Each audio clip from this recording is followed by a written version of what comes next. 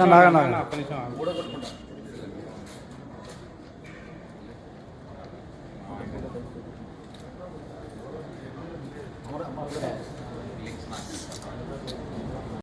అండి. నా పేరు వర్రా రాధాకృష్ణ. ఈయన ఈ బిల్డింగ్లో 5 ఫ్లాట్లు ఉన్న ఓనరు మా బియ్యంకుడు. అంటే మా అమ్మాయిని ఇచ్చాము వీళ్ళ అబ్బాయికి. ఆ పిల్లలు కూడా ఇక్కడే ఉన్నారు. మరి అట్లాగే ఈయన ఫ్రెండ్స్కి ఇక్కడ ఈ ఇందిరానగర్లోంచి ఈ యొక్క కోడూరు మేన్స్ అనే దాంట్లో ఈయన బిల్డర్ యాక్చువల్గా. దీంట్లో 15 ఈయన ఫ్రెండ్స్కి ఇచ్చాడు. క్లోజ్ ఫ్రెండ్స్ కావాలని కొనుక్కున్నారు వాళ్ళు.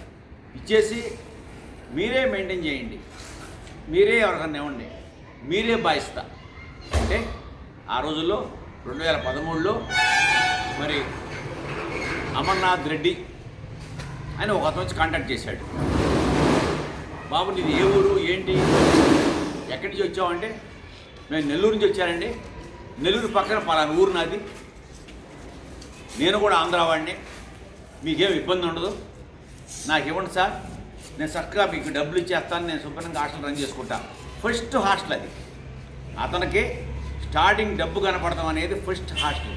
డొనేషన్తో ఎక్కడా డీవియేషన్ లేకుండా గవర్నమెంట్ డబుల్ సెల్లార్తో, ఇది కాకుండా పార్కింగ్ కూడా ఉంది 1200 గజాల్లో చక్కగా నీట్గా ఫైర్ కూడా పెట్టి ఫైర్ ప్రొటెక్షన్ హాస్టల్ అంటున్నాడు కాబట్టి ఎప్పుడు ప్రమాదం జరగకూడదు. 200 మంది పిల్లలు ఉంటారని చెప్పాడు. చూడండి ఫైర్ అది పైప్ లైన్ చూసుకోండి బ్రహ్మాండంగా. కింద 2 సెల్ల ఇది సొంపులు నీళ్లు గమ్మని లాగడానికి, పైన 2 ట్యాంకులు, మొత్తం ఫుల్లీ. మమ్మల్ని పోలీస్ కమిషన్ అడిగాడు, మీ దానికి ఫైర్ ఉందా, ఏమైనా జరిగితే ఎవడ బాయిస్తా అంటే ఉంది సార్, మా దానికి ఉంది, అన్ని పర్మిషన్లు మేము ఇచ్చాము అతనికి. అతను 3 పర్మిషన్ తెచ్చుకుంటా అన్నాడు. తెచ్చాడో లేదో తెలీదు. మమ్మల్ని ఆ రోజు నుంచి నిదానంగా తప్పించాడు.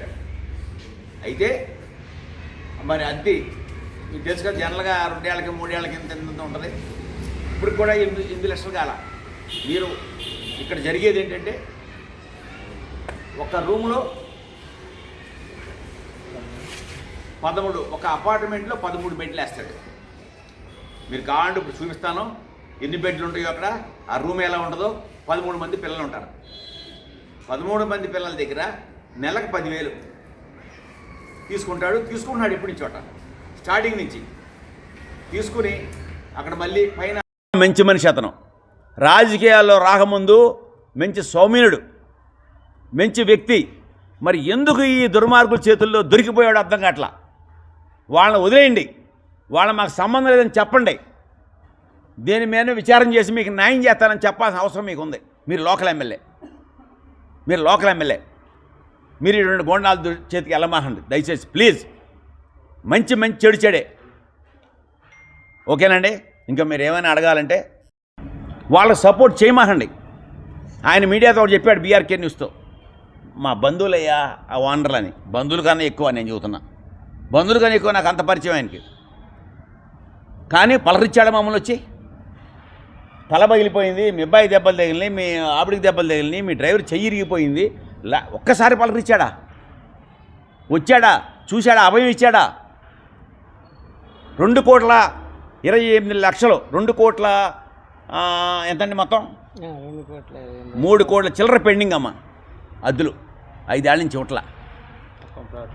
నో మొత్తం ప్లాట్ల మీదమ్మా మాయగా ఎవరికి ఇవ్వట్లా. నో అంటున్నాడు. నో, నాతో రాజీ అని చెప్పింది తింటే ఇస్తా.